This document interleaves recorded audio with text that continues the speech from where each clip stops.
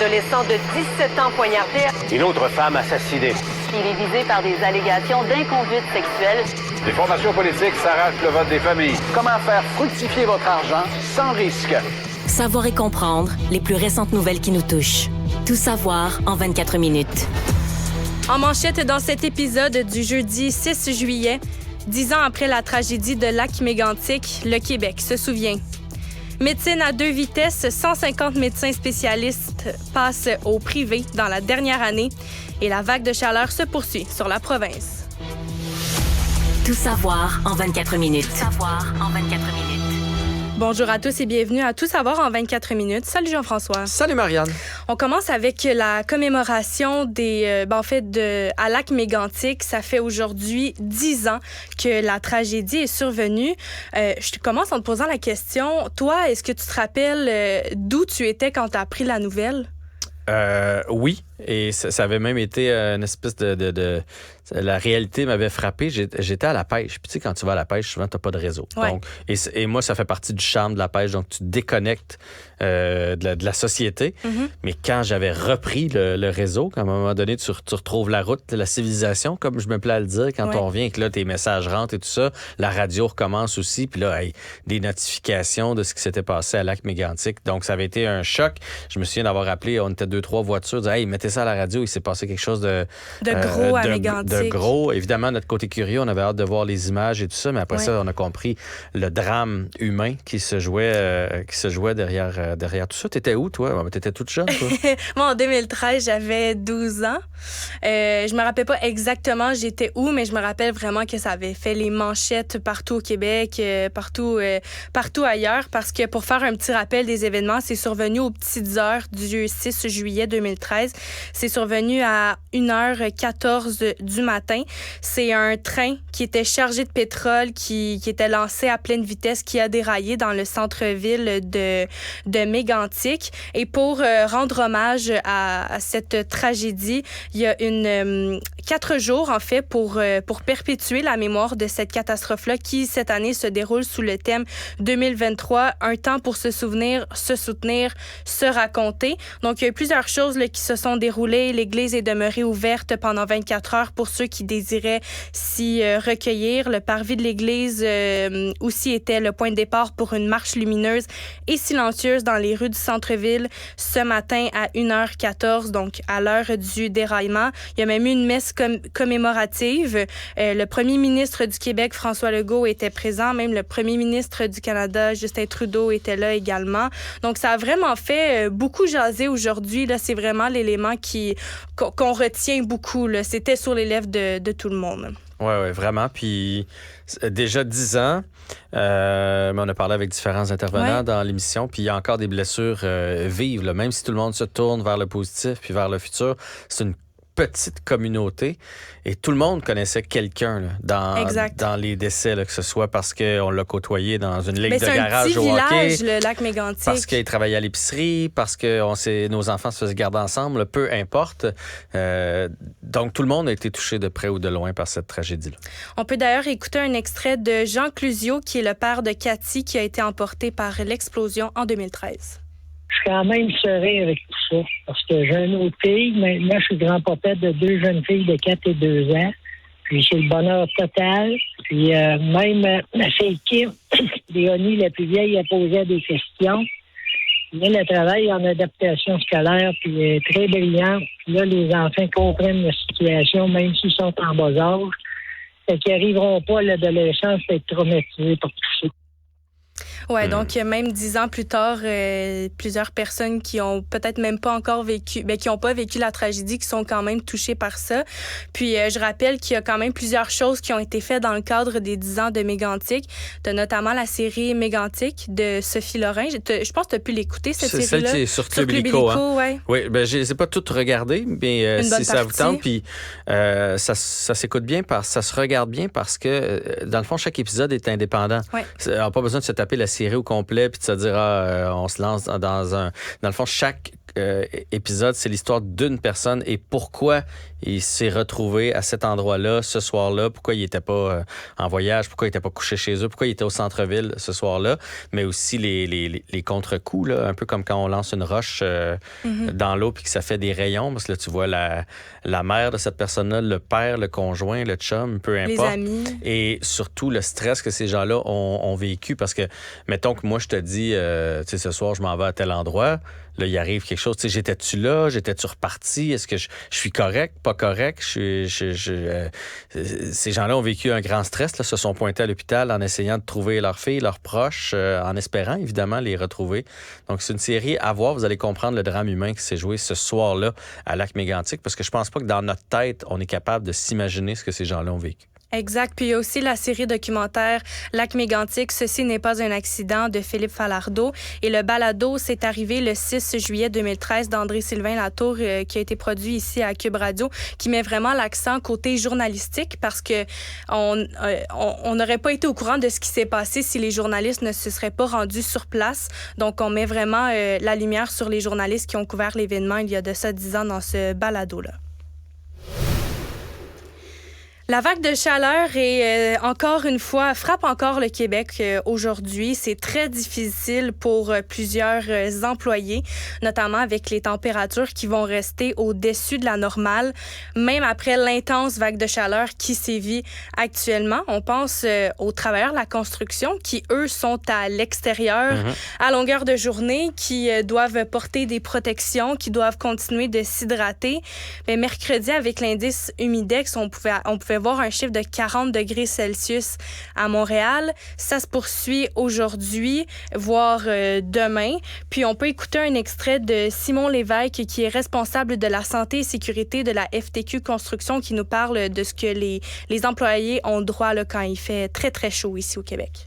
Écoutez, c'est difficile à faire respecter les contraintes thermiques au niveau de la chaleur. On dirait que c'est plus difficile qu'au niveau de froid. On a une plus grande compréhension quand on arrive dans des températures très basses, mais au niveau de la chaleur, c'est comme si c'était normal de travailler puis de continuer ses activités, alors que c'est très dangereux puis ça peut mener à des décès.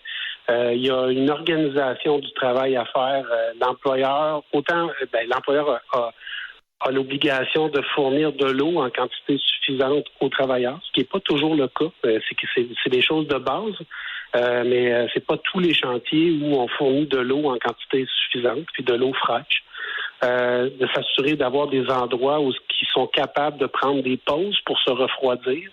Ça aussi, c'est des choses de base, mais qui sont très difficiles. Et aussi, quand on arrive à des températures très élevées, avec des travaux là, qui sont lourds là, pour les travailleurs, ça prend aussi des temps de pause. Des temps de pause où on doit se retirer pour aller se refroidir ou travailler par alternance pour éviter de tomber en contrainte thermique. Il ne faut pas hésiter à le dire si on ne se sent pas bien sur un chantier, sur notre lieu de travail. Surtout sur un chantier, ça peut virer très dangereux rapidement. Et le soir à la maison, parce qu'hier, on a parlé avec un médecin qui nous disait qu'on peut l'avoir un peu en espèce de contre-coup. Donc, on a pris trop de chaleur dans la journée, puis c'est le soir qu'on commence à la maison, qu'on commence à pas filer. Donc, il faut le dire. Il faut se reposer le soir. Là. Si on a eu une grosse journée au travail, c'est pas le temps d'aller jouer un petit 9 de golf en revenant. Là. À un moment donné, il faut donner le temps à notre corps de se calmer, de se refroidir, donc air climatisé, plan d'eau si vous en avez un, mais c'est sournois un coup de chaleur, il faut faire attention. Exactement, puis c'est pas juste les travailleurs de la construction qui ont sué à grosses gouttes et qui vont suer à grosses gouttes dans les prochains jours. On peut penser aux restaurateurs, aux personnes qui travaillent en restauration. Il y a même un restaurant sur la rue Villeray qui s'appelle Frites alors, qui avait un écriteau à l'entrée du restaurant qui informait les passants que l'établissement était ouvert, mais que les employés ont, entre guillemets, la face dans le frigo, tellement ils ont chaud. Puis il y a même la propriétaire Marie-Christine Plante qui, elle, racontait qu'elle remplissait son frigo à Pepsi, qu'elle prenait son temps, elle gardait son visage pas mal dans le frigo parce qu'elle travaille là où il y a le plus de chaleur. Elle prépare les poutines, donc elle a affaire avec du matériel chaud. Donc, ça a été très difficile. Ils doivent ils doivent prendre des pauses très régulièrement, boire beaucoup d'eau, là, un peu comme qu'est-ce que M. Lévesque nous expliquait tout à l'heure, parce que aussi les terrasses sont très achalandées, il fait beau, le soleil est sorti. 2-3 jours comme ça, là, on mentionnait que ça pouvait être potable, mais qu'une semaine, ça pouvait être vraiment plus difficile pour le corps humain là, de devoir absorber de grosses chaleurs comme ça. Et pour avoir travaillé en restauration, il n'y a pas d'air climatisé qui suffit là, dans les cuisines, avec les plaques, les friteuses, la steameuse à hot dog. Là. Vous n'avez pas l'idée quand on rouvre ça, là, à quel point il fait chaud. Même chose pour les plongeurs, que ce soit la machine qui fait de la steam là, ou tout simplement au-dessus du bac là, à eau chaude. C'est vraiment, vraiment chaud. Et moi, je me souviens très bien, je travaillais dans un resto où il y avait une grosse chambre froide. Puis des fois, il fallait aller dans la chambre froide, chercher peu importe quoi. Puis est-ce que tu te trouvais des excuses pour aller en chambre froide? Non, mais tu sais, j'étais comme un sous-chef ou même pas un sous-chef. Là, quand il me disait, mettons, va me chercher des tomates ou peu importe dans la chambre froide. Là, tu y vas, puis tu prends comme juste un petit... avant de ressortir, là, tu fais pas ça trop vite, puis tu reviens en cuisine. Donc, soyez patients si vous êtes des clients. Et même pour les gens qui font... les terrasses, c'est beau là, pour nous, mais les serveurs, serveuses, là, eux autres, ils sont debout. Ils se promènent entre la cuisine, le plancher, la terrasse. Donc, c'est pas facile pour tous ces gens-là. Donc, on doit être compréhensif en tant que client. Savoir et comprendre. Tout savoir en 24 minutes. Dans la dernière année, il y a pas moins de 150 médecins spécialistes qui ont quitté le réseau public temporairement pour soigner des malades au privé. C'est une stratégie qui est quand même payante, mais qui choque des patients et aussi des collègues du réseau. Il y a une infirmière du réseau public qui s'est même fait proposer par son employeur de payer les frais pour soigner sa blessure plus vite au privé. Donc, le Québec fait face à une médecine à 2 vitesses et les histoires de patients là, qui doivent avoir recours au privé pour se faire soigner plus vite qu'au public sont extrêmement nombreuses au Québec. Ça prend de plus en plus d'ampleur depuis quelques années, notamment avec l'essor des cliniques privées. En 2015, il y avait seulement 9 médecins qui avaient fait un saut au privé et là, on parle de 150. Des gens du système qui vont au privé. Là, parce qu'il y en a qui travaillent toujours au privé, mais là, des gens du système qui se promènent de l'un à l'autre. Oui, donc là... Et ça, c'est ce qu'on sait. Hein? Oui, ça, c'est qu'est-ce qu'on sait. En fait, la stratégie, qu'est-ce qu'elle permet, c'est d'aller travailler une semaine ou plus dans le réseau privé, d'y soigner des patients qui sont prêts à payer le fort prix. Des fois, ça peut même aller jusqu'à 20 000 $ pour une chirurgie. Puis généralement, le patient est opéré en quelques semaines plutôt que des mois d'attente au public. C'est quand même une solution qui est utile pour les gens qui ont les moyens financiers, là, qui peuvent se permettre cette avenue-là. Oui, mais c'est pas là qu'on veut aller en tant que société, n'est-ce pas? Non, exactement. Puis tu parlais tout à l'heure dans un autre segment avec Mme Godbout de l'Association d'orthopédie du Québec qui, elle, cautionne pas ça du tout. Là, puis elle disait notamment que ça l'inquiétait, ce phénomène-là. Il y a présentement 36 507 patients qui attendent une chirurgie orthopédique, dont 4 584 depuis plus d'1 an. C'est quand même la plus longue liste d'attente au Québec. Puis certaines de ces personnes-là attendent une chirurgie pour pouvoir retourner travailler. Donc, ouais, quand même un dossier, parce que faut pas nier le fait que c'est quand même facile de se désaffilier de la RAMQ. Ça se fait en 3 étapes. Le médecin remplit un formulaire de la RAMQ en ligne qui prend effet après 30 jours. Après 30 jours, le médecin commence à travailler dans le privé pour un minimum de 8 jours. Puis lorsqu'il souhaite revenir au public, le médecin envoie un nouvel avis à la RAMQ et revient au public 8 jours plus tard. Je trouve ça bien encadré pour une pratique qui n'est pas supposée se faire. Là. C'est ça, le système est bien en place. Puis tantôt, Mme Godbout me disait que c'était juste parce qu'il manquait de place pour opérer, là, de blocs opératoires. J'ai de la misère à croire ça aussi. Je peux pas croire qu'il n'y a pas un petit côté lucratif là-dessus. Tu parlais d'encadrement, justement. C'est ce que le Collège des médecins dénonce. Lui veut que les règles de désaffiliation soient plus serrées pour mettre fin à la médecine à 2 vitesses parce que les règles actuelles permettent aux spécialistes de se désaffilier plusieurs fois par année, soit tous les 30 jours, autant de fois qu'ils le souhaitent. Dossier de violence conjugale, c'est un homme qui s'en est pris avec une très grande brutalité à son ex-conjointe parce qu'il était incapable d'accepter la rupture. Lui, il a écopé d'une peine globale de 5 ans d'emprisonnement, jeudi. Et la victime, elle, devra composer pour le restant de ses jours avec des séquelles. Elle a subi une agression le 19 novembre 2021. Elle a eu la mâchoire fracturée au point de ne pas pouvoir manger du solide pendant des semaines. Elle a dû supporter des migraines. Bien, elle doit encore supporter des migraines, du vertige, de la douleur constante. Sa morphologie du visage a aussi changé parce que quand on se fait casser la mâchoire, la morphologie peut changer à la suite de ça. Donc, son ex-conjoint s'est acharné sur elle, il l'a rué de coups, il l'a étranglée, puis elle a même perdu connaissance pendant l'attaque.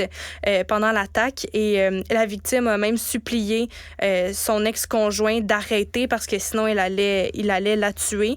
Puis elle était vraiment convaincue là, qu'elle allait mourir ce soir-là. C'est le juge Normand Bonin qui a condamné l'accusé Guy Benoit à une peine globale de 5 ans d'emprisonnement, alors que la couronne en réclamait 8. On peut écouter Valérie Grégoire, directrice de La Clé sur la Porte, qui est une maison d'hébergement pour les femmes victimes de violences conjugales, qui commente cette sentence. Nous, on est confrontés à La Clé sur la Porte à voir des femmes qui, à tous les jours, vivent de la violence physique, du harcèlement et les autres formes de violence. Et c'est très, très rare que les conjoints vont être incarcérés pour la violence qu'ils ont fait subir. Fait que 5 ans, c'est quand même intéressant. Ça fait comme, enfin, est-ce qu'on peut judiciariser ces crimes-là qui souvent sont minimisés encore par le système judiciaire. Pour vrai, je ne vais pas commenter. La photo est à glacer le sang. La photo de la victime à l'hôpital. Ouais, vous pouvez aller la voir sur le site du Journal de Montréal. On peut voir facilement ces blessures. La brutalité de cette attaque-là, ça devait être horrible. Sur les réseaux sociaux, il y a un influenceur québécois de 27 ans qui aurait commis des faux crimes pour augmenter son nombre d'abonnés sur les réseaux sociaux. Mais lui, s'est fait passer les menottes par les policiers de Gatineau mercredi. On parle ici d'Anthony Gagné qui est suivi pas moins par un demi-million de personnes sur ces différentes plateformes. En fait, ce qui s'est passé, c'est qu'il y a une enquête qui a été débutée au mois de mai parce qu'il y a un citoyen qui a porté plainte à la police après avoir vu le dit influenceur circuler à bord d'une fourgonnette sur laquelle il était écrit « Free Candy ». Donc, c'était dans le but d'attirer les enfants. Puis par la suite, la police a ouvert une enquête et l'enquête en cours a révélé que, en fait, les policiers ont répertorié plusieurs vidéos qui mettaient en vedette l'influenceur dans lesquelles il simulait des crimes dans le but de recevoir la visite des policiers et aussi d'augmenter sa visibilité sur le web. Il aurait même reçu la visite du FBI. Dans le cadre de l'une de ces vidéos, il aurait été rencontré officiellement par des policiers de la Gendarmerie royale du Canada, la GRC, mais aurait quand même tout de même poursuivi son petit trip là, dans les semaines qui ont suivi pour essayer d'attirer la police. Il y a Patrick Kenney, qui est porte-parole de la police de Gatineau, qui lui dit qu'il est temps que les gens comprennent que les gestes ou encore les paroles qui sont énoncées sur les réseaux sociaux sont pas sans conséquence, que l'on incite virtuellement ou en personne les policiers à déclencher une enquête sur un faux prétexte, c'est quand même un crime. Ouais, clairement. Je veux dire, il dérange les policiers pour rien. Mais surtout, moi, ce qui me fait peur là-dedans, puis ça fait plusieurs histoires, là, juste en 3 semaines ici à Cube, qui sortent sur des gens qui sont prêts à faire n'importe quoi pour des clics, pour des followers, pour être suivis, être vus. Moi, c'est ça qui me trouble le plus dans la société d'aujourd'hui. Oui, puis ça vient faire poser une certaine question par rapport aux parents sur le contrôle un peu des réseaux sociaux, un peu montrer l'exemple de qu'est-ce qu'on doit faire ou non sur les réseaux. T'as des jeunes enfants. Est-ce que ça fait quelque chose... est-ce que ça fait partie de ton éducation que tu leur fais part un peu? Oui, mais là, lui, il a 25 ans, tu disais? 27 ans. Bon, 27 ans. Tu sais, je veux dire, ses parents vont pas intervenir. Fait que t'auras beau les éduquer. Si à un moment donné, mon fils, par exemple, ou ma fille commence à faire de l'argent avec des clics, avec des vues, puis qu'à un moment donné, pour augmenter sa popularité, il commence à faire des idioties comme ça, j'aurais beau y avoir dit n'importe quoi à 15-16 ans, je pense pas que ça va rien changer.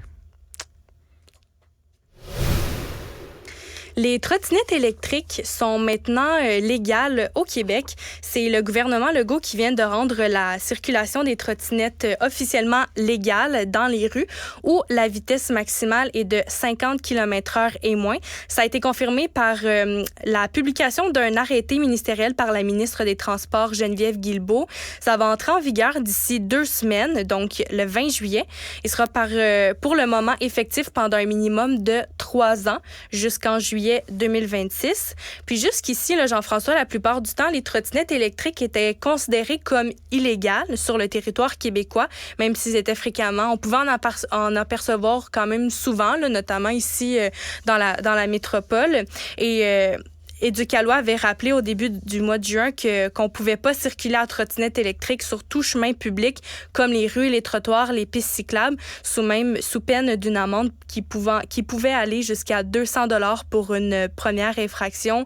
Il y avait plusieurs projets pilotes qui étaient en cours, mais bon, ça a vraiment été légalisé dans les derniers jours là, par cet arrêté ministériel. Toi, je sais pas si tu as eu à croiser des trottinettes électriques toi, dans les derniers jours? Ben oui. Est-ce qu'ils sont électriques ou pas électriques? Là, on ne sait pas trop. Puis je comprends le point là, qu'il faut trouver des systèmes plus écologiques pour se déplacer, particulièrement dans les grands centres ou dans les petits villages. Moi, ce qui m'inquiète là-dedans, c'est la sécurité. Il me semble que sur une trottinette, t'es tellement vulnérable. Là, plus qu'un vélo, tu trouves? Pourquoi j'ai l'impression que oui? Il me semble que tu as les 2 pieds sur une planche. Y a-tu de quoi de pire que d'avoir les 2 pieds sur une planche? Où tu tiens ton équilibre? Essayer un vélo, à la limite, là, tu vois de quoi arriver. Il me semble que tu peux tourner vite fait. Une trottinette, la trottinette aussi. Puis la trottinette peut aller jusqu'à 40, 50 km/h. C'est sûr que ça peut aller quand même à une grande vitesse. Puis sache qu'il n'y aura pas de règlement. Là. Il y a quand même plusieurs choses c'est un peu la même chose respecter. que les vélos, là, les pistes cyclables. On doit avoir un casque, on doit respecter la sécurité routière, donc les mêmes panneaux d'arrêt, etc. Là, puis respecter doit aller le code de la route, les lumières. C'est ça que je cherchais. Ouais. Mais c'est juste que, puis moi, pour vrai, quand mettons mes enfants viennent en ville, c'est la première chose que je leur dis. Soyez prudents puis surveillez les pistes cyclables. Parce que puis c'est pas à cause des vélos, là, j'ai rien contre les vélos, c'est juste que on a tendance à regarder les autos, on veut pas se faire frapper par une autre voiture, mais dans l'angle mort, il arrive on n'y a pas pensé que l'autre côté du stationnement, parce que des fois il y a des voitures de stationner, puis là de l'autre côté il y a aussi la piste cyclable, il faut aussi regarder ça. Fait que je trouve qu'à un moment donné, ça fait beaucoup de choses à regarder. Puis un vélo ou une trottinette arrive plus vite qu'un piéton. Ben pas mal, mais malheureusement dans un contact entre une voiture puis une trottinette, la voiture va toujours gagner. Là. Fait que le jour où il va arriver un accident, c'est sûr que c'est l'automobiliste qu'on va punir, qu'on va blâmer. Bref, il faut cohabiter dans le respect, puis s'arrêter aux lumières, même si on est un cycliste ou une trottinette, parce que des fois, on les voit passer, ils font comme « Oh mon Dieu, pas de trafic, je passe, moi. » Ben non, là, si on veut vraiment cohabiter sur la route, on va devoir respecter les mêmes consignes. En tout cas, ça va être un dossier à suivre. Là, pour l'instant, il n'y en a quand même pas beaucoup. Non. Mais c'est sûr qu'à partir du moment où c'est légal et qu'on en fait énormément de publicité, là, ça fait 3 fois qu'on en parle aujourd'hui, ben, veut pas, il va y avoir de plus en plus d'adeptes. Économie.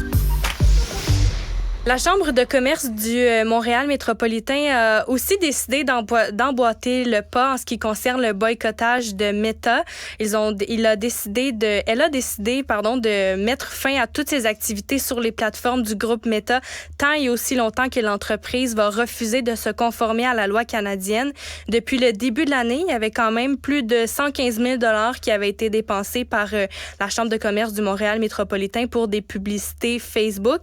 À partir de maintenant, ce sera 0. Donc, on a quand même plusieurs personnes là, dans plusieurs gouvernements, entreprises. Dans la journée d'hier, là, aujourd'hui, Hydro-Québec, l'Auto-Québec avait annoncé suspendre elles aussi leur publicité sur Facebook, Instagram pour protester contre la menace du géant web. Et là, Québecor, Cogeco, la presse, le gouvernement canadien, celui du Québec et plusieurs villes là, aussi à travers la province qui ont décidé de boycotter cette façon de faire là, avec Meta, qui d'ailleurs, je ne sais pas si tu as vu, qui a sorti un nouveau réseau social qui s'appelle Threads, qui a été lancé par Meta. C'est Meta aussi? Oui, exactement. C'est en lien avec Instagram. Il y a quand même, en 12 heures, là, il y avait plus de 25 millions d'inscriptions sur la plateforme. Ça ressemble un peu à Twitter, puis le but, c'est de faire compétition avec la plateforme Twitter. Donc, si tu as la chance, tu pourras aller faire un tour sur l'application. Là, je suis allée zioter là, dans un cadre professionnel, puis le monde se demande pas mal comment ça fonctionne pour l'instant, mais après quelques temps, là, les usagers ont commencé à être familiers avec cette nouvelle plateforme. En même temps, pourquoi les encourager présentement lorsqu'il y a comme un bras de fer là, qui se joue entre notre gouvernement, notre pays et Meta? Fait que je vais attendre que ça se règle avant d'aller faire un tour sur Thread. De toute façon, à un moment donné, là, TikTok, Instagram, Thread, Messenger, Facebook, name it, c'est beaucoup trop à gérer pour mon petit cerveau. C'était Tout savoir en 24 minutes. Merci, Marianne. Merci.